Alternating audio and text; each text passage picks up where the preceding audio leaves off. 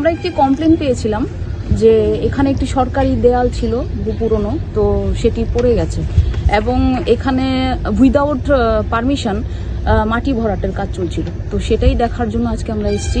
আমি এসডিএম বিশালগড়, আমার সঙ্গে বিশালগড় রেভিনিউ সার্কেলের ডিসিএম সাহেব রয়েছেন, বিশালগড় পিএসের ওসি সাহেব রয়েছেন, সঙ্গে অন্যান্যরা রয়েছেন। তো বেসিক্যালি এটা দেখার জন্যই আমরা আজকে এখানে এসেছি। কি বোঝা গেল, মানে ওয়ালটা কিভাবে ভেঙেছে? সিন্ডিকেটের সবার সাথে কথা হলো, সেক্রেটারি সাহেব বলছেন যে ওনারা বলতে পারছেন না কিভাবে ওয়ালটা পড়েছে। ওনারা রাত্রেবেলা 10টায় গেছেন, পরের দিন সকালে এসে দেখছেন যে ওয়ালটা ভেঙে পড়ে আছে।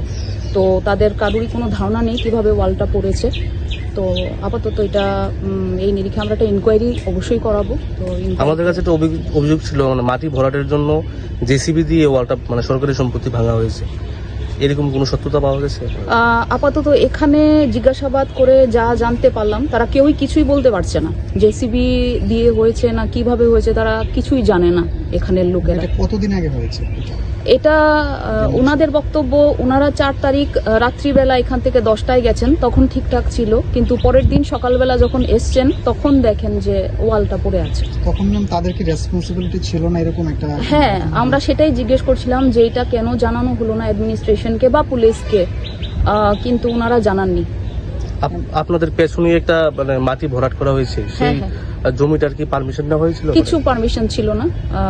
এক্ষুনি আমি এটা ভিজিট করে দেখতে পেলাম যে মাটি ভরাটের কাজ চলছে কোনো পারমিশন ছাড়া। তো সেটাও আমরা দেখছি, ইনকোয়ারি করে আমরা আইন অনুযায়ী যা ব্যবস্থা নেওয়ার তা নেব।